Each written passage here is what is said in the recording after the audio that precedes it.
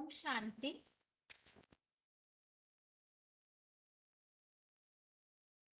भगवत गीता श्लोक क्लास में आज का श्लोक है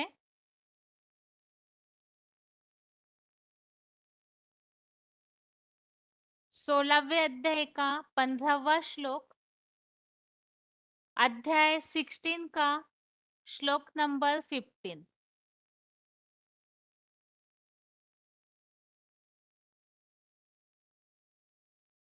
सोलहवें अध्याय में आसुरी अवगुणों के बारे में हम समझ रहे हैं। असुरों के लक्षण क्या होते हैं और इसी दुनिया में ही दो प्रकार की सृष्टि होती है, स्वर्ग और नरक भी। तो नरक अर्थात आसुरों की दुनिया, उसके लक्षण किस तरह से इसी दुनिया में ही देखने में आते हैं, उसके बारे में हम पिछले कुछ श्लोकों में समझ रहे हैं। और आज के क्लास का श्लोक है अध्याय 16 का श्लोक नंबर 15। श्लोक है,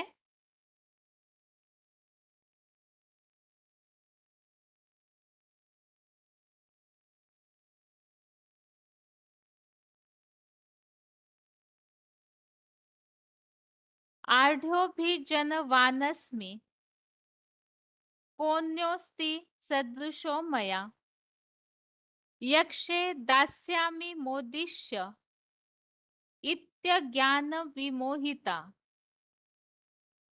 श्लोक दोबारा। आढ़्यो भी जन वानस्मि कोऽन्योऽस्ति सदृशो मया यक्षे दास्यामि मोदिष्य इत्यज्ञान विमोहितः। श्लोक का संधि विच्छेद है, आढ़्यः अभिजनवान अस्मि क अन्य अस्ति सदृशः मया यक्षे दास्यामि मोदिष्य इति अज्ञान विमोहितः।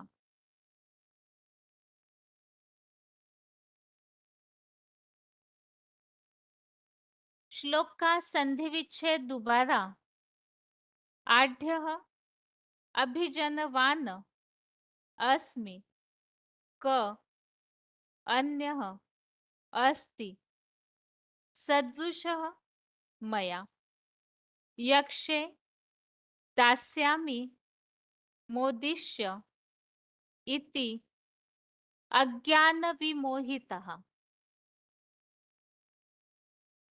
शब्दों के अर्थ है, अभिजनवानस्मि अर्थात बड़े ऊंचे लोगों वाला हूँ, मया अर्थात मेरे, सदृशः अर्थात जैसा, अन्यः अर्थात दूसरा, आढ़्यः अर्थात धनवान, क अस्ति अर्थात कौन है, यक्षे अर्थात यज्ञ करूंगा, दास्यामि अर्थात दान करूंगा, मोदिष्य अर्थात आनंद करूंगा, इति अर्थात ऐसे, अज्ञान विमोहितः अर्थात अज्ञान में भली भांति महामूर्ख बने हुए हैं।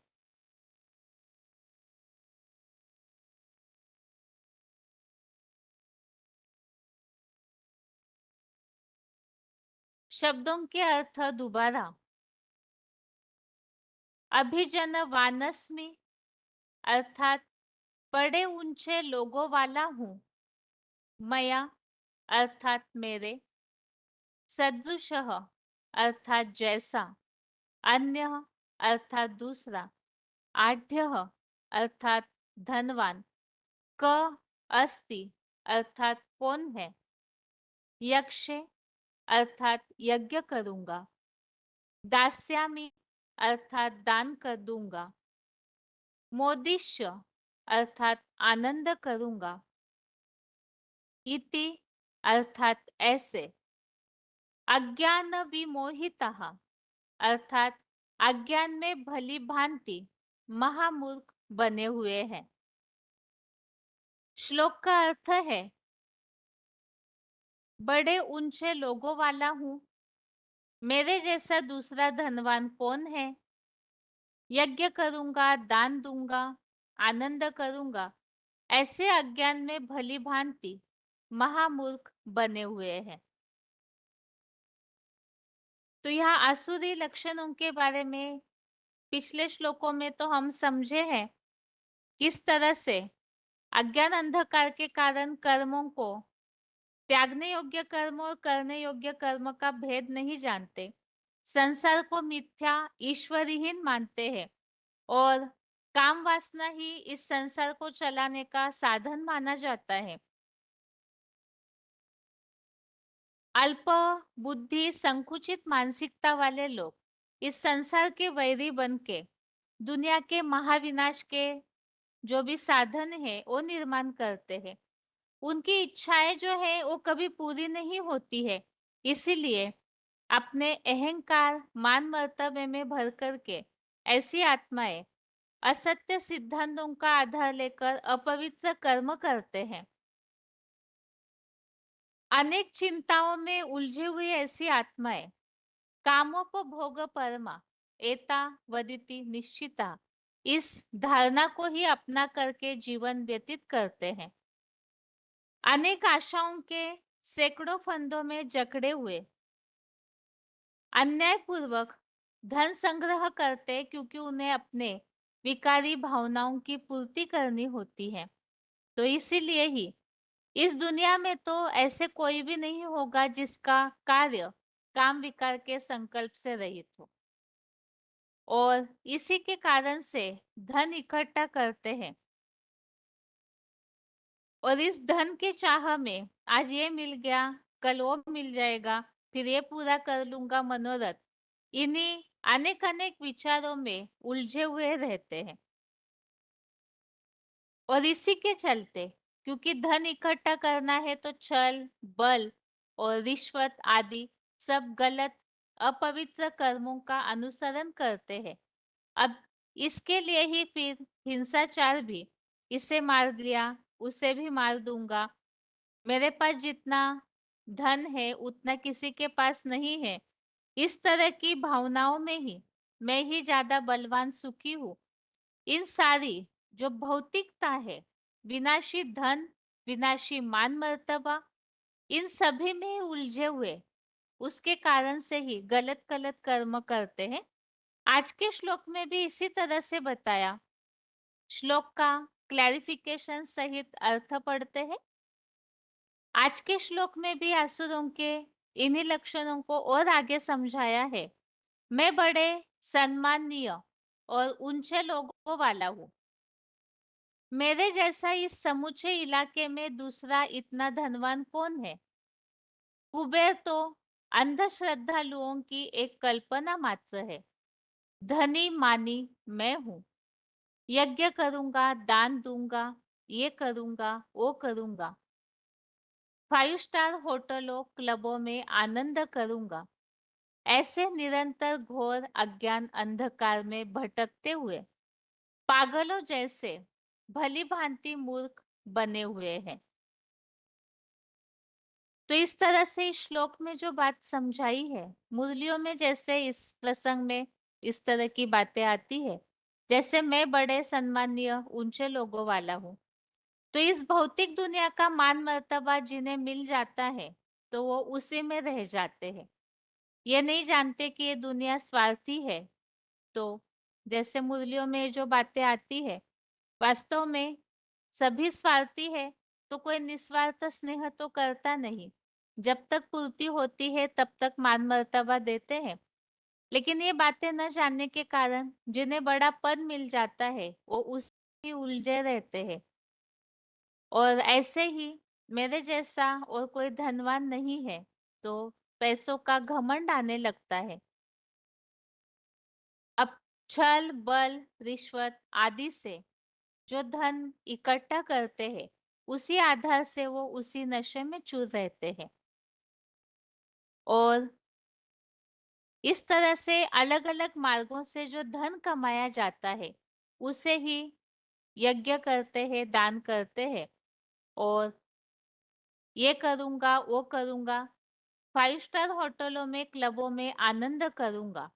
तो जो भी धन उन्होंने इकट्ठा किया है, क्योंकि ऊपर ही श्लोकों में समझा, क्योंकि सारे श्लोकों का एक दूसरे से कनेक्शन है। कामोपभोग परमा एतावदिति निश्चिता। तो इसीलिए उसकी पूर्ति के लिए फिर 5 स्टार होटलों में इस तरह से अपना जीवन, आज की दुनिया में कोई भी मेहनत करना पसंद नहीं करते।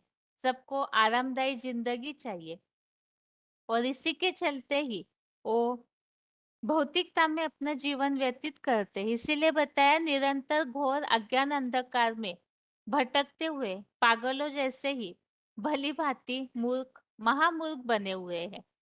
तो ऐसे बहुत सारे गलत गलत निर्णय, गलत गलत कार्य कलयुगी दुनिया में होते रहते हैं।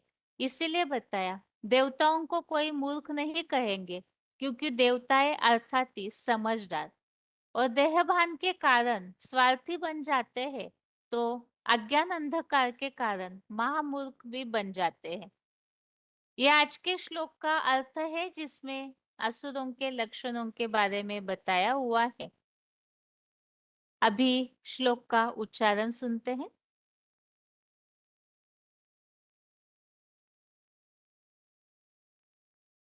आढ्योऽभिजनवानस्मि पुण्योऽस्ति सदृशो मया यक्ष्ये दास्यामि मोदिष्य इत्यज्ञानविमोहिताः। मैं बड़े सम्माननीय और ऊंचे लोगों वाला हूँ। मेरे जैसा इस समूचे इलाके में दूसरा इतना धनवान कौन है? कुबेर तो अंध श्रद्धालुओं की एक कल्पना मात्र है। धनी मानी मैं हूँ। यज्ञ करूँगा, दान दूंगा, ये करूँगा, वो करूँगा, 5 स्टार होटलों, क्लबों में आनंद करूँगा।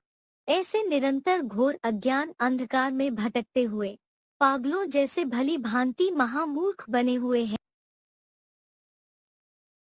आढ्योऽभिजनवानस्मि पुण्योऽस्ति सदृशो मया यक्ष्ये दास्यामि मोदिष्य इत्यज्ञानविमोहिताः। मैं बड़े सम्माननीय और ऊंचे लोगों वाला हूँ। मेरे जैसा इस समूचे इलाके में दूसरा इतना धनवान कौन है? कुबेर तो अंध श्रद्धालुओं की एक कल्पना मात्र है। धनी मानी मैं हूँ। यज्ञ करूँगा, दान दूंगा, ये करूँगा, वो करूँगा, 5 स्टार होटलों, क्लबों में आनंद करूँगा। ऐसे निरंतर घोर अज्ञान अंधकार में भटकते हुए पागलों जैसे भली भांति महामूर्ख बने हुए हैं।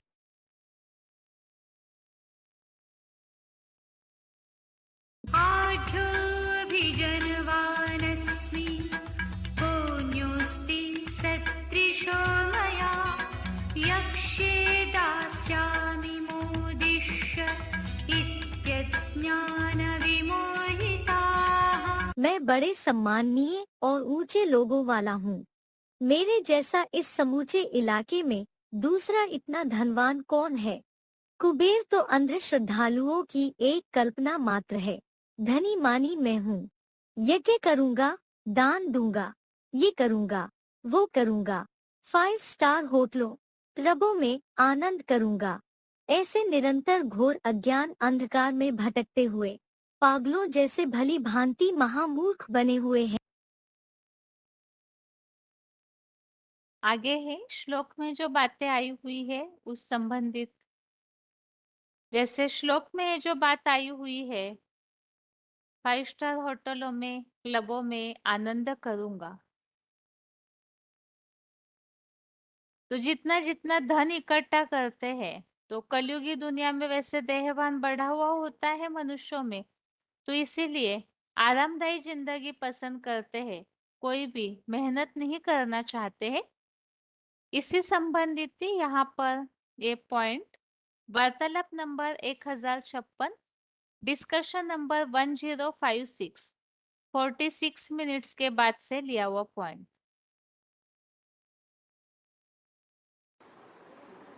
आज भी जो बड़ी बड़ी नौकरियों पर रहते हैं, छोटी नौकरी पर रहने वाले भी हैं, वो क्या चाहते हैं? वो चाहते हैं हमको कोई काम धाम न करना पड़े, हम थक जाते हैं। क्लबों में जाते हैं, खेलते हैं, तब नहीं थकते। मस्ती मारते हैं, तब नहीं थकते। तो दुनिया में सब लोग मस्ती मारना चाहते हैं या काम धाम करना चाहते हैं? पहले परिवार का एक सदस्य कमाता था, काम करता था, और बाकी सारे सदस्य बैठे बैठे खाते थे। आज परिवार का हर सदस्य काम करता है, नौकरी करता है, धंधा करता है, दुकान चलाता है, व्यापार करता है, तो भी पेट पूर्ति नहीं होती। समझते हम कहां बंधन में फंसे हुए हैं। और खुदा न खास्ता कहीं ईश्वरीय ज्ञान में आ जाएं तो वो दुनिया के धंधे और ही बंधन महसूस होते हैं। तो दुनिया में कोई नहीं चाहता कि हम काम धंधे में उलझे रहें। सब क्या चाहते हैं? खेलें, कूदें, मस्ती मारें, सारंगी बजाएं, हारमोनियम बजाएं, बांसुरी बजाएं, और क्या? श्लोक में जो बात आई हुई है, अज्ञान अंधकार में भटकते हुए भली भांति महामूर्ख बने हुए हैं। तो किस तरह से अलग अलग प्रकार की अज्ञानता आज की दुनिया में है, उसे संबंधित इस पॉइंट में एक उदाहरण बताया हुआ है। अज्ञानता के कारण कैसे भटकते हैं और महामूर्ख बन जाते हैं। ये VCD number 1168, VCD number 1168 55 minutes के बाद से लिया हुआ पॉइंट। यही बात है। ये एक ही बेहद का सृष्टि रूपी रंगमंच है जहां सृजन कार्य होता है, और जो ग्रह उपग्रह हैं वो सूर्य से बहुत दूर अथवा बहुत नजदीक होने के कारण उन पर कोई भी जीवन नहीं है। जैसे कि पृथ्वी पर भी उत्तरी ध्रुव और दक्षिणी ध्रुव सूर्य से अधिक दूर होने के कारण वहां कोई भी जीव जंतु नहीं होता।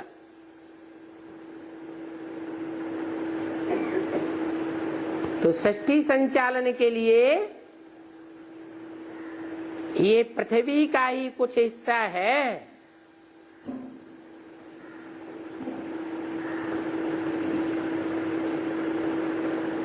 जहां ये सृष्टि रूपी नाटक चलता है।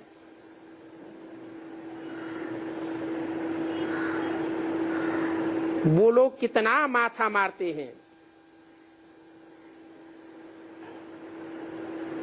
ग्रह उपग्रह बनाते रहते हैं।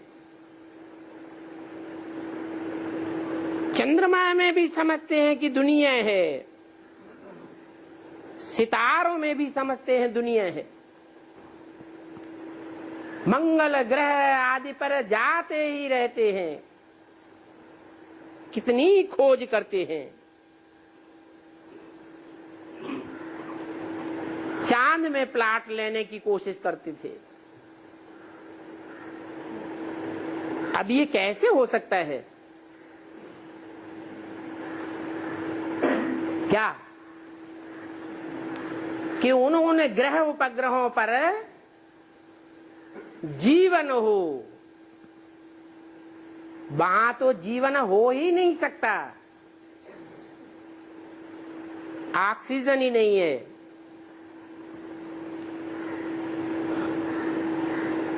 और वहां जाकर प्लाट खरीदेंगे तो पैसा किसको देंगे? इसको कहा जाता है साइंस का घमंड। बाकी तो कुछ भी नहीं है घमंड के सिवाय। कितनी कोशिश करते रहते हैं।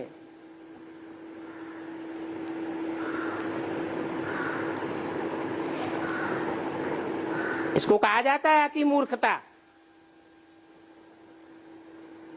अभी दुनिया अति मूर्ख बन गई है। ये सारा माया का पंप है। इतना बड़ा पंप एंड शो करते हैं कि स्वर्ग से भी जास्ती करके दिखाई देते हैं।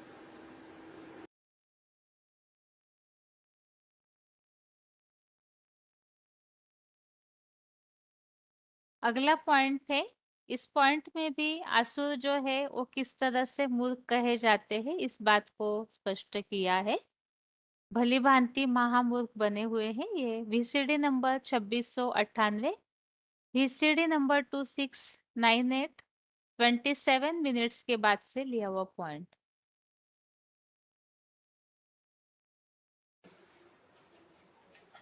शिवो हम, वो खुद ही शिव हैं, तो फिर दूसरे की जाके पूजा करने की क्या दरकार?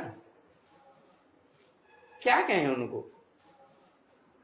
मूर्खता ही कहेंगे ना। और उनके फॉलोअर्स भी देखो है, उनको क्या कहेंगे? है? वो मूर्ख, तो फिर वो महामूर्ख बन जाते हैं।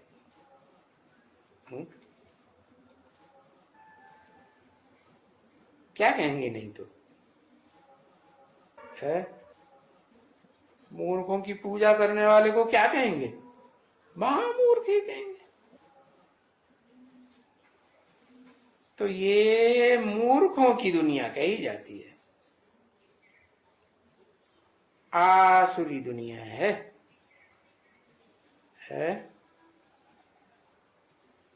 असुर हमेशा ही मूर्खता करते हैं।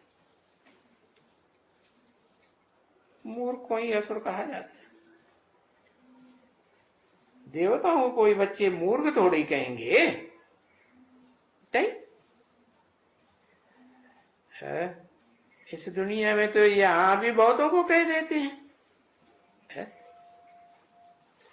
तो ये मूर्खता की बात करते हैं ना, कह देते हैं ये बड़ा मूर्ख आदमी है।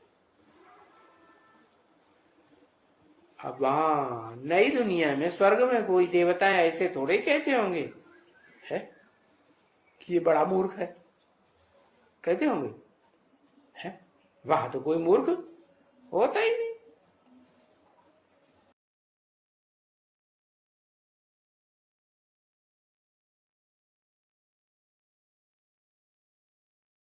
ये 16वें अध्याय के 15वें श्लोक में जो आई हुई बातें हैं उनमें से, जैसे कि किस तरह से आज की दुनिया महामूर्ख बनी हुई है, अर्थात आसुरी क्वालिटी के जो लोग हैं किस तरह अज्ञान में भटकते हुए मूर्ख बन जाते हैं, उसके लिए बात हमने समझी।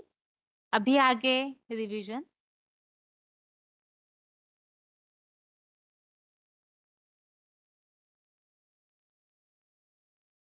रिवीजन के लिए 13वें अध्याय का 7वां श्लोक, अध्याय 13 का श्लोक नंबर 7।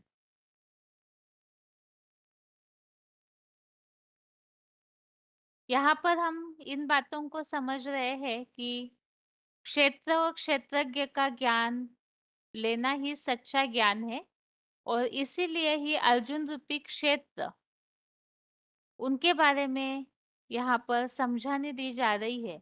सबसे पहले तो वो कहाँ के है, वो क्षेत्र का पूरा परिचय, और किस तरह से शास्त्रों में अलग अलग रीति से एको सत्विप्रा बहुधा वदंती, उस हीरो पाठधारी की सब जगह महिमा किस तरह से है उसके बारे में वर्णन हमने समझा। और अभी आगे उनके गुणों के बारे में, क्योंकि अर्जुन का जो क्षेत्र है 23 तत्व, उसके अलावा इच्छा, द्वेष, सुख दुख, चेतना, धारणा शक्ति, इन सब को मिलकर के वो क्षेत्र कहा गया है। तो उनके आगे गुणों के बारे में बताया जा रहा है, क्योंकि किसी की यथार्थ पहचान अर्थात पूरा हुलिया और साथ में उनके गुणों के बारे में भी जानना जरूरी है। इस प्रसंग में यहाँ इन बातों को समझाया जा रहा है। अध्याय 13 का श्लोक नंबर 7 है, अमानित्वम, अदम्भित्वम, अहिंसा, शांति, आर्जवम, आचार्योपासनम, शौचम, स्थैर्यम, आत्म विनिग्रह। श्लोक दोबारा, अमानित्वम, अदम्भित्वम, अहिंसा, शांति, आर्जवम, आचार्योपासनम, शौचम, स्थैर्यम, आत्म विनिग्रह। अर्थात निर्माण भाव, पाखंडहीनता, सांसारिक तुच्छ, श्रेष्ठ, कोई भी प्राणी मात्र को दुख न देना, क्षमा भाव, सरलता, आत्मस्मृति पूर्वक साकारी सो निराकारी शिवाचार्य की उपासना, मन वचन कर्म की शुद्धता, मन की स्थिरता और मन बुद्धि रूप चित्त का विशेष संयम। तो इस तरह से इन गुणों के बारे में यहाँ बताया है कि अर्जुन रूपी क्षेत्र में ये सारे गुण दिखने में आने चाहिए। निर्माण भाव, पाखंडहीनता, किसी को दुख न देना, क्षमा भाव, सरलता, शिवाचार्य की उपासना, मन वचन कर्म की शुद्धता, मन की स्थिरता और चित्त का विशेष संयम। तो इस तरह से इस श्लोक में गुणों के बारे में बताया हुआ है। और वैसे तो भगवत गीता में अलग अलग प्रसंगों में इन बातों को बताया हुआ है। जैसे निर्माण भाव के लिए जो बात आई हुई है, ऐसे हर इसमें भगवत गीता में तो श्लोक आए हैं, लेकिन यहाँ पर विशेषतः अर्जुन रूपी क्षेत्र में जो गुण है उसे बताया हुआ है। बाकी अभी आगे इस श्लोक संबंधित उच्चारण सुनते हैं, उसके बाद पॉइंट्स।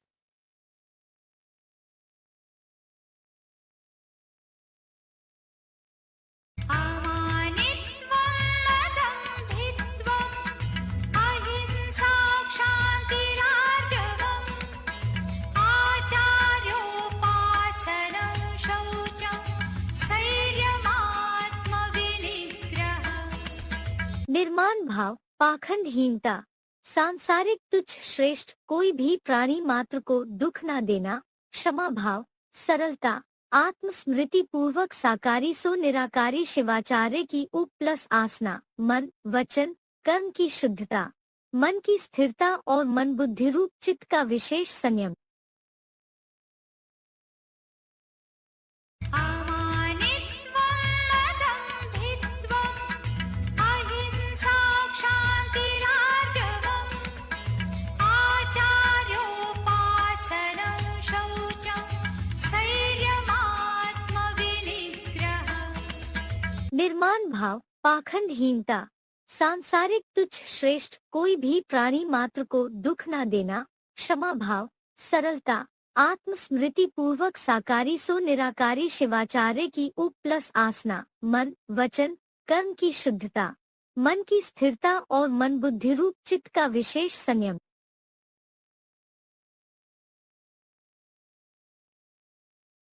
अमानित्वम्, अदम्भित्वम्, अहिंसा, क्षान्तिरार्जवम्, आचार्योपासनं, शौचं, स्थैर्यमात्मविनिग्रह। निर्माण भाव, पाखंडहीनता, सांसारिक तुच्छ, श्रेष्ठ, कोई भी प्राणी मात्र को दुख न देना, क्षमा भाव, सरलता, आत्मस्मृति पूर्वक साकारी सो निराकारी शिवाचार्य की उपासना, मन वचन कर्म की शुद्धता, मन की स्थिरता और मन बुद्धि रूप चित्त का विशेष संयम। आगे श्लोक में जो बातें आई है उसके लिए कुछ पॉइंट्स। निर्माण भाव, वीसीडी नंबर 784, वीसीडी नंबर 784।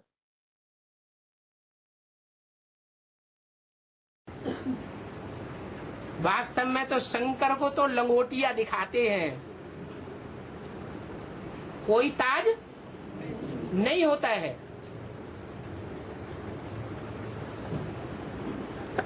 कुछ भी नहीं देखने में आता है, सिर्फ कहा जाता है विश्वनाथ, लेकिन वास्तव में क्या विश्वनाथ होता है या बैगर के रूप में होता है? बैगर ही होता है। धन पद मान मर्तबा भोगने वाला नहीं होता है,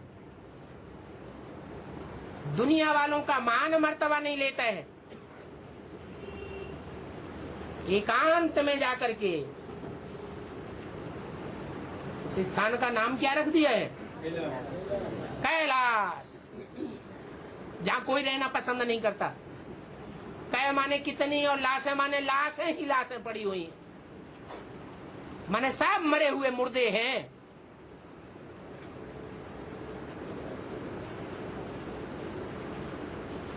जीते जी मर जाते हैं। इस दुनिया से उन्हें कोई चाहने की इच्छा नहीं है, इच्छा मात्रम अविद्या।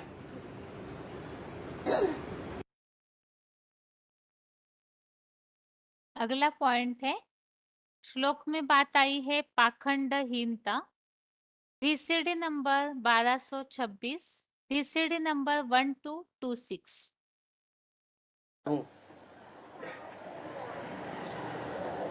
बाप ही पतित पावन है, वो सर्वशक्तिवान है, अथॉरिटी है। जैसे साधु संत आदि जो भी हैं उनको शास्त्रों की अथॉरिटी कहा जाता है, परंतु देखो उनको अहंकार कितना रहता है। जो बैठ करके फिर शास्त्रवाद करते हैं, खास बनारस में जाकर के शास्त्रवाद करते हैं, संस्कृत में।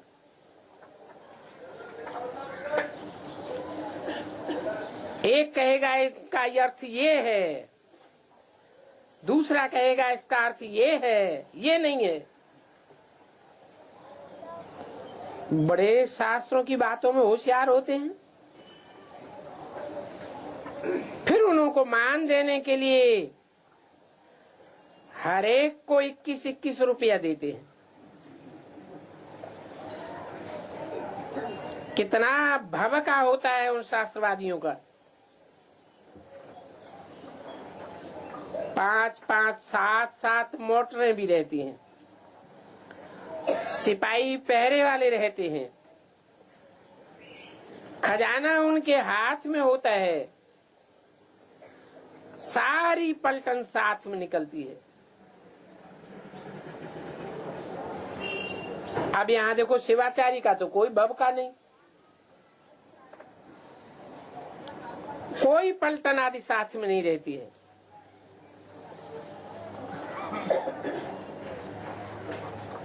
ये शिवाचारी तो सभी वेदों शास्त्रों आदि का सार बैठ बताते हैं। अगर शिव बाबा भवका दिखावे तो फिर पहले इनका भी भवका चाहिए, परंतु ये कायदा नहीं है, क्योंकि बाप तो कहते हैं मैं तुम बच्चों का सर्वेंट हूँ।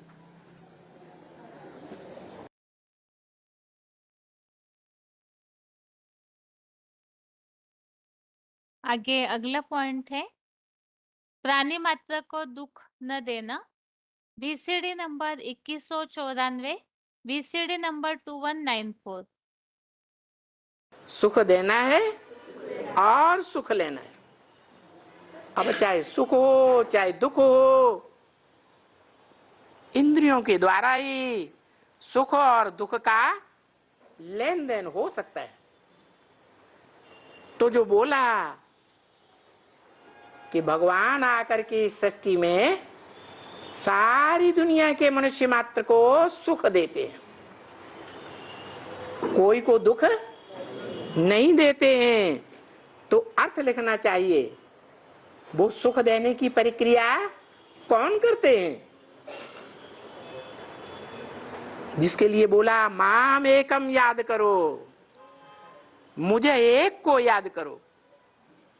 एक माने कौन है? एक माने आत्माओं का बाप शिव, उसको तो विधर्मी याद करते हैं, विदेशी धर्मपिताएं भी याद करते हैं, उन धर्मपिताओं के फॉलोअर्स भी याद करते हैं। है तो वो स्वर्ग के सुख देखते हैं? देखते हैं? नहीं देखते। फिर मामेकम का क्या मतलब हुआ है? मामेकम का मतलब ये हुआ कि वो मामेकम माने मुझे एक आत्मा को उस रूप में याद करो जो सुख का सागर गाया हुआ है। क्या? सुख का सागर गाया हुआ है, सुख दाता गाया हुआ है। उसके अलावा इस दुनिया में कोई भी मनुष्य मात्र नहीं है, कोई भी मनुष्य आत्मा नहीं है जो सदैव सुख ही सुख देने वाला हो, जीवन में कभी दुख देने वाला न हो।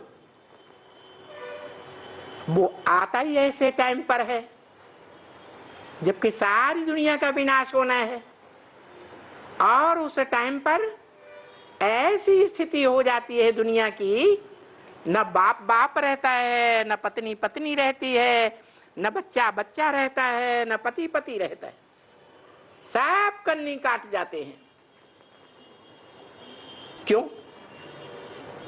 आत्मा को पहले अपने शरीर से प्यार होता है या शरीर के संबंधियों से प्यार होता है? पहले तो अपने रथ से प्यार होता है।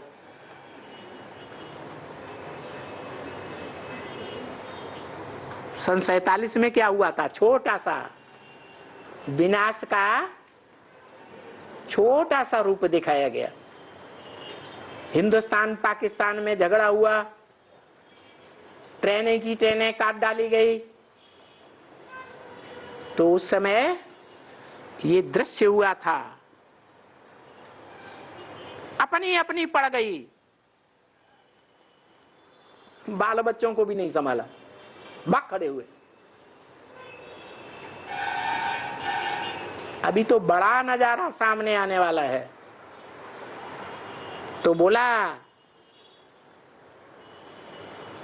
अब सबके लिए ये एक मंत्र है, और आज नहीं तो ये कल मंत्र क्या होगा? ऑर्डिनेंस बन जाएगा। क्या मंत्र? मामेकम। क्या? मुझे एक को याद करो। एक को का मतलब है आत्मा जिस शरीर के द्वारा ऐसा पार्ट बजाती है। कैसा पार्ट है? ईश्वर। ईश माने शासन करता, वर माना श्रेष्ठ, सारी दुनिया का शासन करता बनता है। उस मुकर्रर रथ में मैं प्रवेश करता हूं, और प्रवेश करके सारी दुनिया के मनुष्य मात्र को शांति और सुख का, गति और सदगति का प्रैक्टिकल में दाता बनता हूं। जाड़ के चित्र में कौन बैठा है? शंकर को बैठा दिखाते हैं। क्या कर रहा है? आत्माओं को आकर्षित किया हुआ है।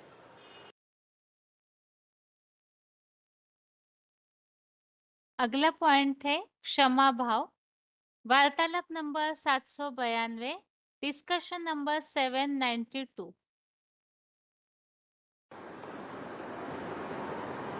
पृथ्वीराज चौहान 17 टाइम ये मोहम्मद गोरी उनको अटैक किया, फिर भी क्यों उतना टाइम उनको माफ देना है?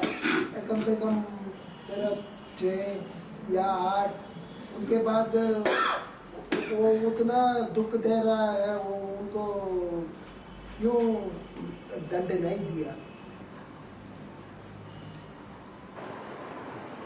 कोई का गलतियां करने का स्वभाव है। अभी ये टाइम हो गया। हाँ, जो बिच्छू है, बिच्छू है, उसका स्वभाव है कि वो डंक मारेगा मारेगा। हम जानते हैं वो है कौन, वो तो बिच्छू है।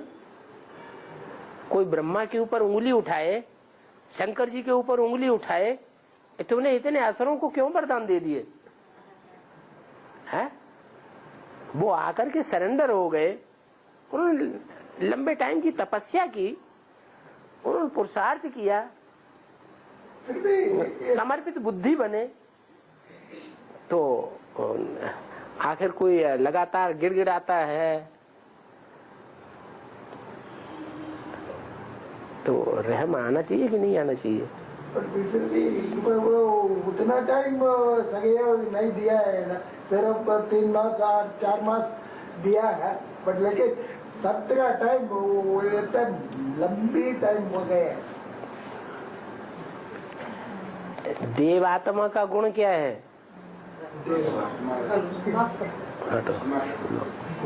बात करो। देवात्मा कहीं तब जाती है जब वो देती रहती है, देती रहती है।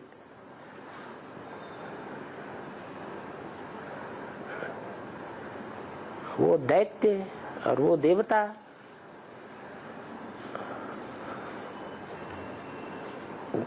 कोई बात में तो अंतर है ना। उनका है ही आसुरी स्वभाव, आसुरी स्वभाव है, इसीलिए तो उनकी लगातार हार होती है। हाँ, जीत का सुख बहुत ऊंचा होता है।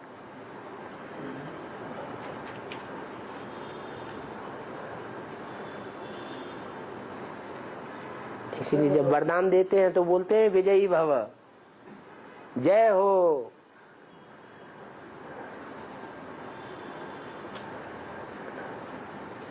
विजय हो।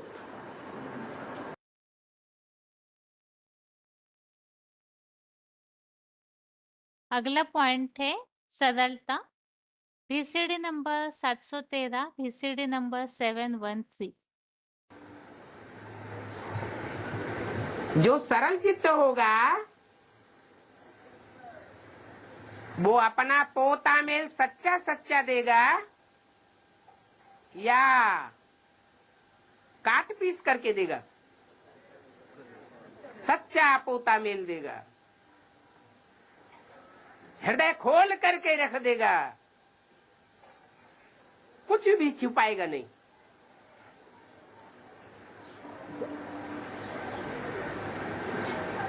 तो शास्त्रों में लिख दिया है, भक्ति मार्ग के शास्त्रों में सारी बातें लिखी हुई हैं। निर्मल मन सोई जन मोई पावा, मोही छल छिद्र कपट नहीं भावा।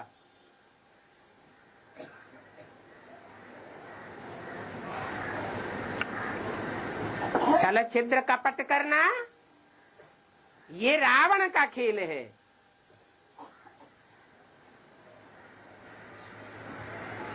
जैसे जोंक है, पानी एक जैसा है, फिर भी टेढ़ी मेढ़ी होकर के चलती है। ऐसे ही ज्ञान सागर बाप भी संसार में जब आता है और जिस मुकर्रर रथ में आता है,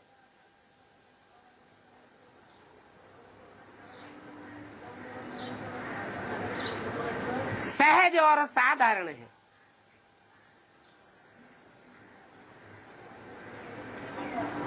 परंतु जोंक की चाल चलने वाली आत्माएं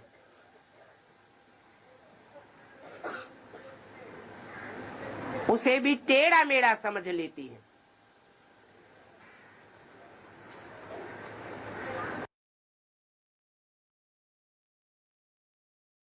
अगला पॉइंट है मन वचन कर्म की शुद्धता। वार्तालाप नंबर 460, डिस्कशन नंबर 460।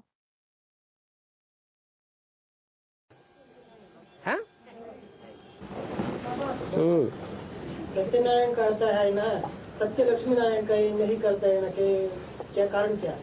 हाँ, लक्ष्मी ने सत्य को स्वीकार नहीं किया होगा पहले। जब सत्य सत्य के रूप में निकलता है तो सत्य के लिए कहा जाता है, सत्य अगर कोई न माने तो सत्य सर के ऊपर चढ़ करके बोलता है।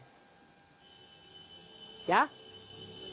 सच्चाई को अगर कोई पांव से ठुकराता है तो उसका अंजाम क्या होगा? सच्चाई सर के ऊपर चढ़ करके बोलेगी और कोई उसे रोक नहीं सकेगा। ऐसे ही लक्ष्मी कहो, राधा कहो, वो चंद्रवंश से आती है या सूर्यवंश से आती है? चंद्रवंश से आती है।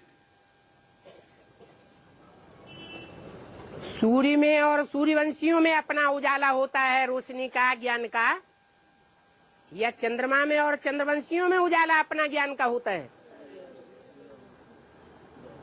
सूर्य में अपना उजाला होता है। खून ही ऐसा है संकल्पों का।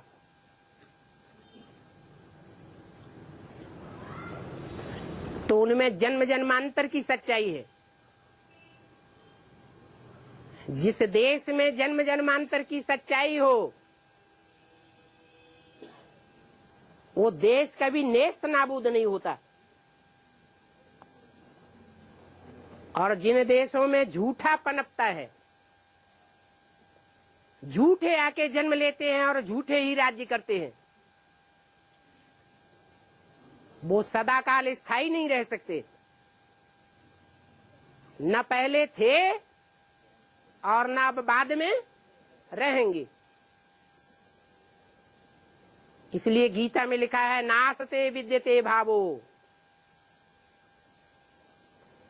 क्या? असत्य जो है कभी हमेशा स्थायी नहीं रह सकता। कहते हैं झूठ के पांव नहीं होते हैं। और सदैव सदैव सच्चाई जो है वो सदैव स्थायी रहती है।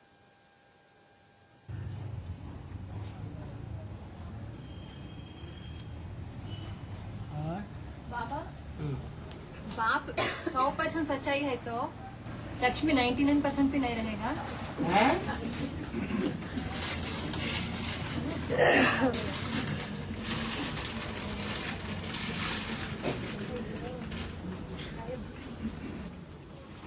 बाप 100% सच्चाई है तो लक्ष्मी 99% सच्चाई नहीं रहेगी।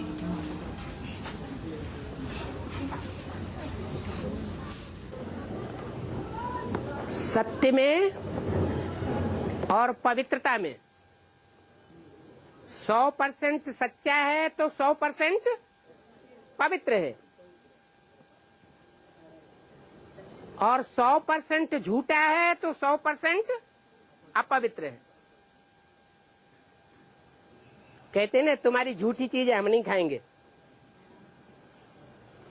क्या? भारतवर्ष में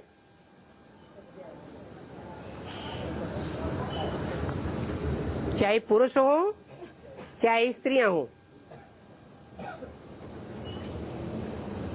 मर्यादा पुरुषोत्तम वृत्ति को बहुत ऊंचा मानते रहे। स्त्री अपने जीवन में समझती है एक पति मिले और मर्यादा पुरुषोत्तम हो। पुरुष भी क्या चाहता है? भले हैं दुर्योधन दुशासन, तो भी चाहना क्या रखते हैं कि हमें जो पत्नी मिले वो कैसी मिले? एकदम पवित्र सती साध्वी मिले। कोई पराये पुरुष से उसका संबंध न हो, कोई पराये पुरुष से झूठी न होती हो। सच्चाई सबको पसंद है। क्या? क्योंकि आत्मा स्वयं ही सत्य है, परंतु आत्मा में देहभान बढ़ जाता है तो सच्चाई छुप जाती है। कसाई भी कहता है गाय को मारना हमारा धंधा है, ये कोई पाप कर्म नहीं है।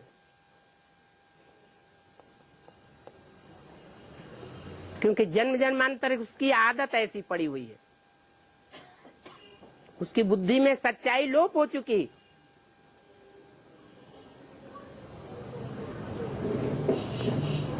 बाप कहते हैं जहां सत्य है अर्थात ज्ञान है, वहां भक्ति अर्थात अज्ञान का नाम निशान नहीं। और जहां भक्ति है वहां सच्चाई का नाम निशान नहीं। सत्य एक है या 2, 4, 8, 10, 20, 700 करोड़, सत्य एक है। इसलिए एक सत्यनारायण की ही कथा गाई हुई है, न लक्ष्मी की कथा गाई हुई है, न जगदम्बा की गाई हुई है, न कोई देवी देवताओं की कथा गाई हुई है।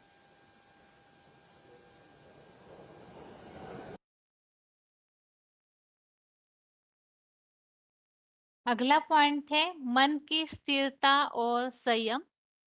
VCD number 616, VCD number 616। मनुष्यों को प्रैक्टिस करनी पड़ती है मन को अमन बनाने की, और शिव को अमन बनाने के लिए प्रैक्टिस नहीं करनी पड़ती है, वो तो है ही असोचता। क्या दुनिया में चाहे भूकंप आए, चाहे सारी दुनिया की बिल्डिंगें गिर जाए, उसके मन में कोई चंचलता आने वाली नहीं है। और मनुष्य तो घबरा जाते। तो नंबरवार मनुष्य जो है अपने पुरुषार्थ के आधार पर मन को अमन बनाते हैं।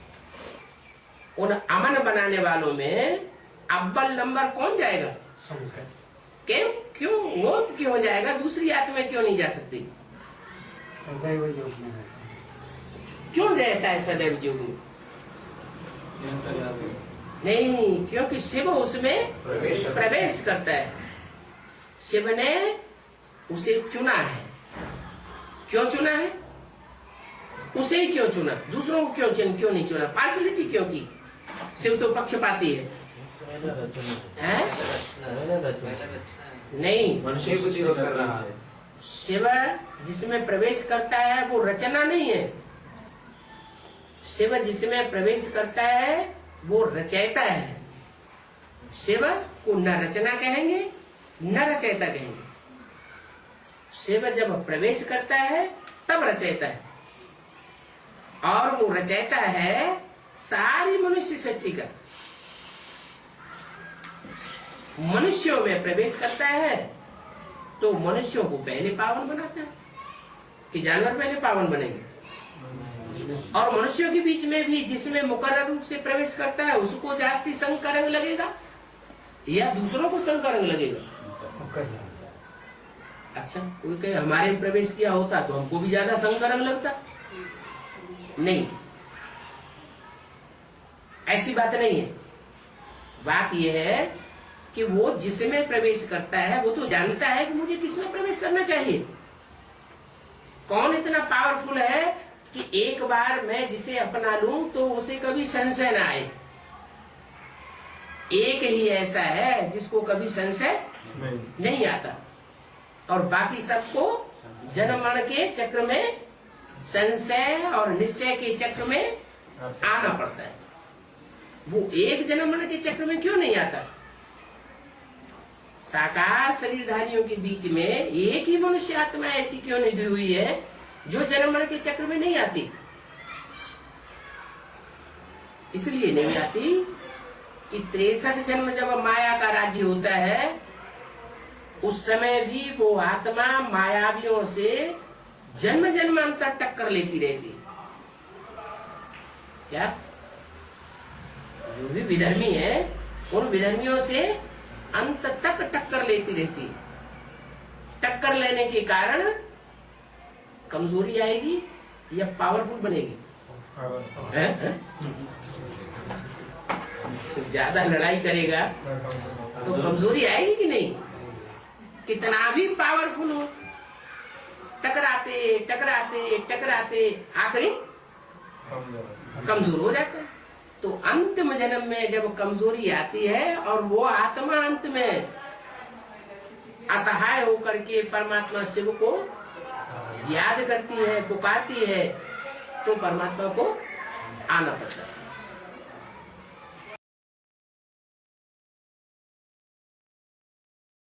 इस तरह से 13वें अध्याय के 7वें श्लोक में जो बातें आई हुई है उससे हमने समझा।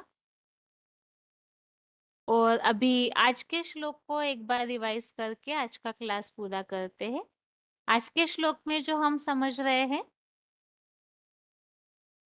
आसुरी संपदा वालों के लक्षण, और इसमें आज के श्लोक में जो बताया हुआ है किस तरह से आसुरी आत्माएं जो है इसी सृष्टि पर नरक है, तो यहाँ ही ऐसी आत्माएं किस तरह से अज्ञान अंधकार के कारण महामूर्ख बन जाती है। श्लोक है, आढ्यो भी जनवानस्मि पौन्योस्ति सदृशो मया यक्षे दास्यामि मोदिष्य इत्यज्ञान विमोहितः। श्लोक दोबारा, आढ्यो भी जनवानस्मि पौन्योस्ति सदृशो मया यक्षे दास्यामि मोदिष्य इत्यज्ञान विमोहितः। श्लोक का अर्थ है, मैं बड़े सम्माननीय ऊंचे लोगों वाला हूँ। मेरे जैसे इस समूचे इलाके में दूसरा इतना धनवान कौन है? कुबेर तो अंधश्रद्धालुओं की एक कल्पना मात्र है। धनी हूँ, मानी हूँ, यज्ञ करूंगा, दान करूंगा, ये करूंगा, वो करूंगा, 5 स्टार होटलों, क्लबों में आनंद करूंगा। ऐसे निरंतर घोर अज्ञान अंधकार में भटकते हुए पागलों जैसे भली भांति महामूर्ख बने हुए हैं। तो इस तरह से इस श्लोक में इस बात को स्पष्ट किया हुआ है कि कलयुग अंत में अलग अलग विचारों में भटक करके या इसी दुनिया में जो मान मर्तबा मिलता है भौतिकता के आधार से, तो उसी में ही रह जाते हैं और आराम पसंद जिंदगी और अज्ञान अंधकार में भटकते हैं, तो महामूर्ख बने हुए। देवताएं समझदार होते हैं क्योंकि ज्ञानवान होते हैं, और उससे विपरीत अज्ञानता के कारण आसुरी आत्माएं जो है महामूर्ख बन जाती है। यह आज के श्लोक का अर्थ है। इसके साथ हमने 13वें अध्याय के 7वें श्लोक को समझा, और आज के लिए गीता क्लास यहाँ ही पूरा करते हैं। ओम शांति।